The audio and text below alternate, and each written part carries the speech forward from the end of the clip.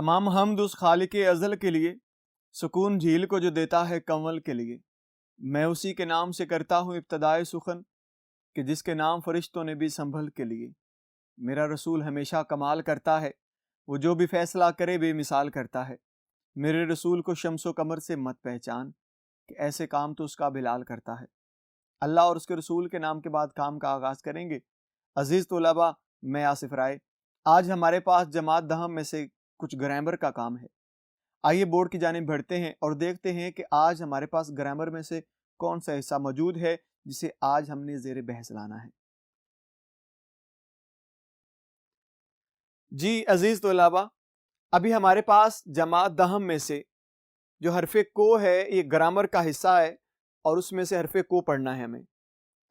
لیکن بجائے اس کے کہ ہم اس کو پڑھنا شروع کریں اور اس کی مثالیں دیکھیں، ہمیں یہ دیکھنا ہے کہ جملے کے اجزاء کون کون سے ہیں۔ اگر آپ بات کرتے ہیں فاعل کی، اگر آپ بات کرتے ہیں مفعول کی، آپ بات کرتے ہیں فعل کی، تو یہ جملے کے لازمی حصے ہیں۔ کام کرنے والا، جو کام ہو رہا ہے اور جس پر کام ہو رہا ہے، ان کا آپ کے ذہن میں ایک نقشہ ہونا چاہیے۔ اس کو آپ جانتے ہوں کہ فاعل کسے کہتے ہیں، مفعول کسے کہتے ہیں اور فعل کسے کہتے ہیں۔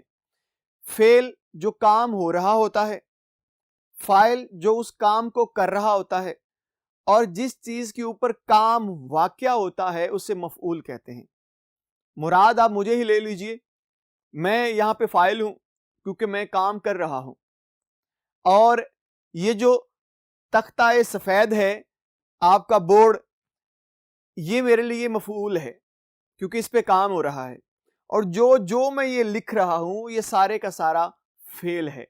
یہ جملے کے اندر تین چیزیں ہوتی ہیں، ان کو ذہن نشین کرنا بہت ضروری ہے۔ تو آئیے پڑھتے ہیں حرف کو اور دیکھتے ہیں کہ اس کی شرائط و ضوابط کیا کیا ہیں۔ سب سے پہلے تو دیکھنا ہے کہ اردو زبان میں کو مفعول کی علامت ہے۔ میں ابھی آپ سے ذکر کر چکا ہوں کہ بیٹا جو مفعول ہے اس پہ کام واقع ہوتا ہے، اس پر کام ہو رہا ہوتا ہے، اس پہ کام ہو رہا ہوتا ہے، اسے کہتے ہیں مفعول۔ اب اس کے کچھ اصول ہیں کہ اس حرف کو کہاں استعمال کرنا ہے، کیوں استعمال کرنا ہے، کہاں نہیں استعمال کرنا ہے۔ آئیے اسے تفصیل سے پڑھتے ہیں۔ جی پیارے بچوں، آئیے پہلا اصول پڑھتے ہیں اور اسے سمجھنے کی کوشش کرتے ہیں۔ پہلا اصول ہے، اگر مفعول عاقل جاندار ہے۔ اب یہ چیز بھی ذہن نشین کیجئے کہ عاقل جاندار، عاقل جاندار سے مراد ہے ایسا جاندار جو عقل رکھتا ہو، مراد وہ انسان ہی ہے۔ تو عقل رکھنے والے کے لیے حرف کو کا استعمال کیسے کرنا ہے؟ ہم نے کہہ رہے جی اگر مفعول عاقل جاندار ہے تو کو کا استعمال کرتے ہیں، جیسے نوید نے لڑکوں کو مارا۔ اب آپ ابھی بات کر رہے تھے، ہم نے ابھی پڑھا کہ کو مفعول ہی کی شکل ہے، مفعول کے لیے ہے، ہم نے ابھی پڑھ لیا مفعول جس پہ کام ہو رہا ہو۔ اب ذرا غور کیجئے گا، جو پتے کی بات ہے، نوید نے کن کو مارا؟ لڑکوں کو۔ یہ شخص ان لڑکوں کو پیٹ رہا ہے، مار رہا ہے۔ اب غور کیجئے کام کہاں ہو رہا ہے؟ کام نوید کس پہ کر رہا ہے؟ لڑکوں پہ، مراد لڑکوں کو مار رہا ہے، پیٹ رہا ہے لڑکوں کو۔ اب اس کے بعد کیا ہے؟ یہ حرف کو، حرف کو آ گیا۔ اب بات کیا ہوئی ہے اصول کے اندر؟ اگر مفعول عاقل جاندار ہے تو کو کا استعمال کرتے ہیں۔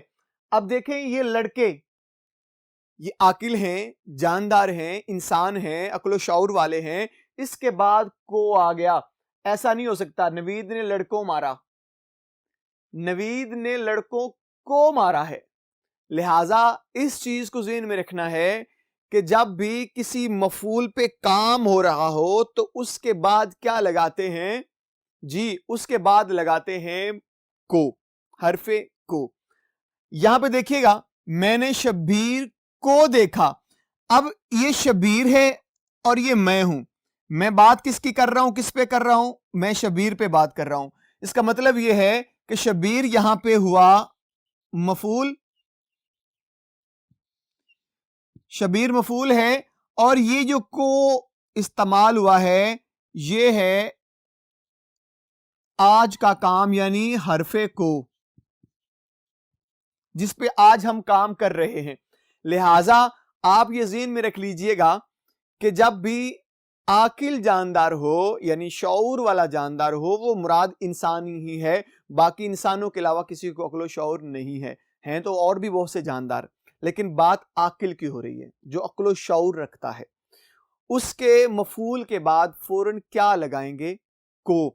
لیکن بات یہ بھی ذہن میں رکھ لیجئے گا, جس شخص پہ کام ہو رہا ہے, جس شخص پہ کام ہو رہا ہے اس کے بعد کو لگانا ہے. یہ ذہن میں رکھ لیجئے گا آپ. اس کے بعد اگلا جملہ ہے, ہم نے عورتوں کو بازار جاتے دیکھا.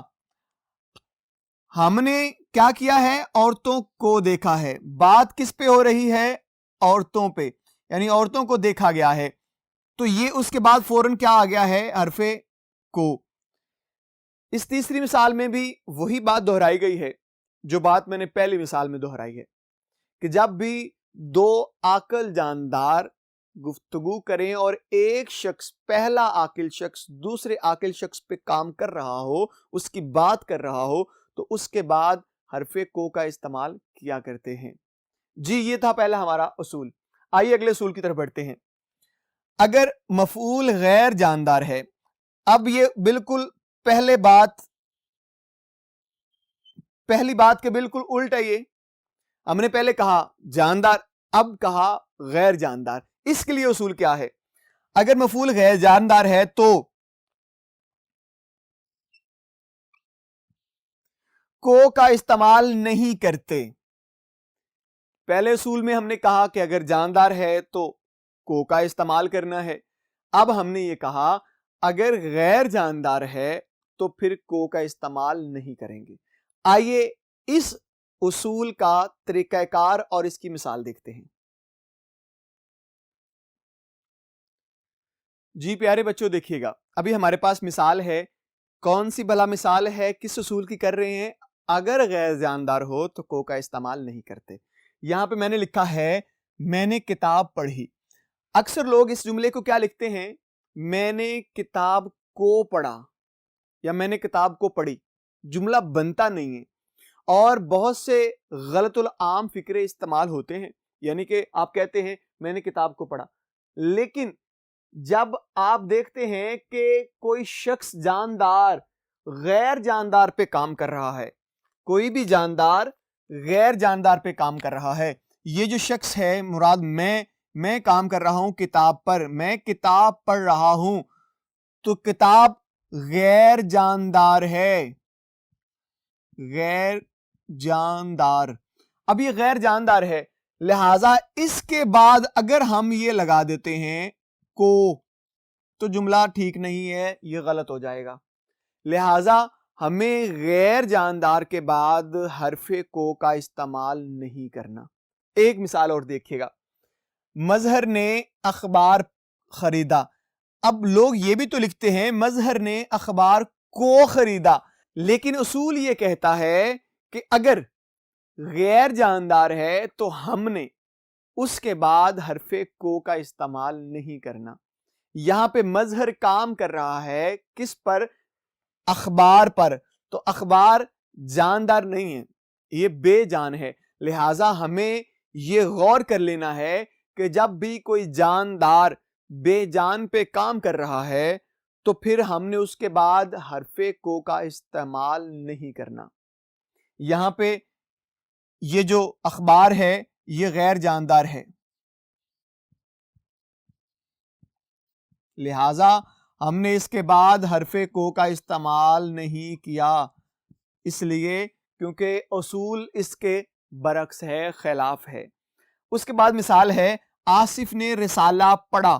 آصف نے رسالہ کو پڑھا بولتے ہیں لوگ, لیکن وہ اگر گرامر کے لحاظ سے دیکھا جائے تو وہ غلط ہے جملہ. ہم اس کو ٹھیک نہیں کر سکتے. لہٰذا ٹھیک کرنا ہے تو اسی طرح سے کرنا ہے جیسے میں نے کر دیا ہے. آصف نے کس کو پڑھا ہے؟ رسالہ کو. کام ہو رہا ہے سارا رسالے پہ, اور اس کے بعد حرف کو کا استعمال ہم نہیں کریں گے کیونکہ یہ غلط طریقہ ہے, یہ گرامر کے لحاظ سے درست نہیں. جی پیارے بچوں, آئیے اگلے اصول کی طرف بڑھتے ہیں اور پڑھتے ہیں اس اصول نمبر 3 کو. یہاں بات کر رہے ہیں مرکب مصدر.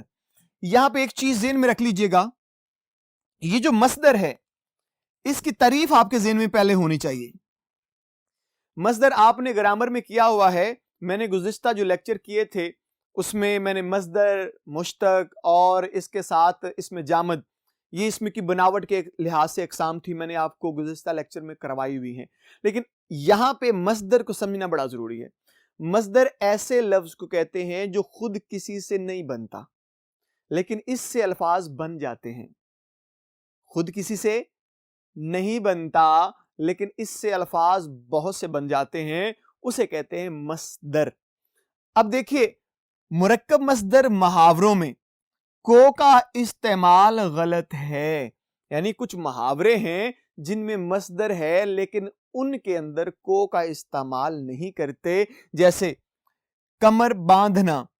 اب آپ ذہن میں رکھیے گا, مصدر اٹھنا, بیٹھنا, لینا, دینا, چلنا, پھرنا, یہ سارے مصادر ہیں اور واحد مصدر ہے. اب جب بھی آپ مرکب کہتے ہیں دو باتوں کا اکٹھا کرنا, دو الفاظ جو با معنی ہو ان کا اکٹھا کرنا, انہیں کہتے ہیں یہ مرکب ہے. اب مرکب مصدر اگر مل جاتے ہیں اور محاورے کی شکل میں ہے تو ہم نے وہاں پہ کو کا استعمال نہیں کرنا. جی تو دیکھیں, جیسے کہ پہلا جملہ ہے کمر باندھنا. اب کمر باندھنا ایک محاورہ ہے.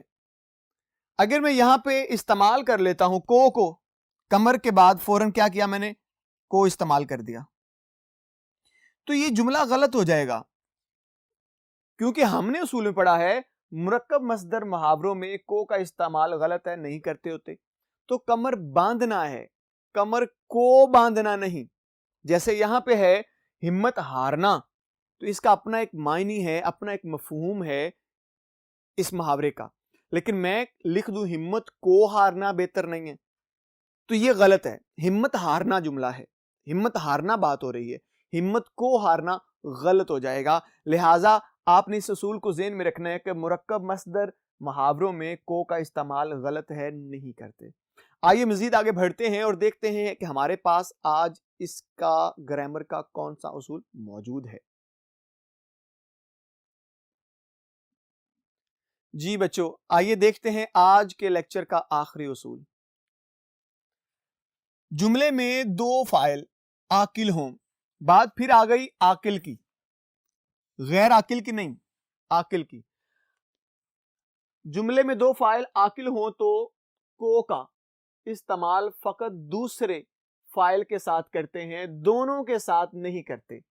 اب ایک چیز تو آپ کو ذہن نشین کرنی ہے, بات ہو رہی ہے فاعل کی. جملے میں جو شخص کام کر رہا ہے وہ فاعل کہلاتا ہے. جیسے کہ میں یہاں پہ پورے لیکچر میں کام کر رہا ہوں تو میں فاعل کی طرح ہوں, میں فاعل ہی ہوں, میں کام کر رہا ہوں, تو کام کرنے والے کو فاعل کہتے ہیں. یہاں پہ بات فاعل کی ہو رہی ہے. وہ کہہ رہا ہے کہ اگر دو فاعل ہیں آپ کے پاس اور دونوں عاقل ہیں تو پھر جو دوسرا فاعل ہوگا کام کرنے والا اس کے بعد کو کا استعمال کریں گے. ایک مثال دیکھیے گا, لکھا ہوا ہے صدیق نے بچہ اس کی ماں کو دے دیا یا دیا. ایک تو شخص یہ ہے جو پہلا ہے, یہ پہلا فاعل ہے, یہ ماں دوسرا فاعل ہے. اب آپ غور کیجئے گا, اس نے کہا ہے دو فاعل ہوں, دونوں عاقل ہوں, اور جو آخری فاعل یعنی دوسرا فاعل ہوگا اس کے فوراً بعد ہم کو کا استعمال کریں گے. یہاں پہ میں نے مثال دی ہے صدیق نے بچہ اس کی ماں کو دیا. اگر میں کہوں صدیق نے بچہ اس کی ماں دیا تو جملہ بنتا ہی نہیں ہے, بالکل اس کا شعور ہی نہیں بنتا جملے کا. تو ماں کو دیا ہے, تو یہاں پہ جو حرف کو کا استعمال ہوا ہے اس کو آپ نے ذہن نشین کر لینا ہے. جی دوسری مثال دیکھیے گا, شبیر نے کتابیں شریف کو دیں. اب ایک شریف ہے ایک شبیر ہے، یہ ہے پہلا شخص، یہ ہے دوسرا شخص، یعنی پہلا فاعل اور دوسرا فاعل، اور دوسرے فاعل کے بعد فوراً ہی ہم نے کو کا استعمال کر لیا ہے۔ میں امید کرتا ہوں پیارے بچوں آپ نے آج کا یہ جو حرف کو ہے اس کا استعمال بڑی اچھی طرح سے سمجھا ہوگا، کیونکہ یہ گرامر ہے اور جب تک اس کو آپ پوری توجہ سے نہیں سنتے تب تک یہ آپ کو ازبر نہیں ہوتا۔ لہٰذا اس لیکچر کو اچھی طرح سے سنیے، اچھی طرح سے اس کو ذہن نشین کیجئے تاکہ آپ کا بورڈ کا جو پرچہ ہے وہ اچھی طرح سے ہو سکے۔ انشاءاللہ اگلے لیکچر میں آپ سے پھر ملاقات ہوگی، تب تک کے لیے مجھے اجازت دیجیے گا۔ اللہ حافظ۔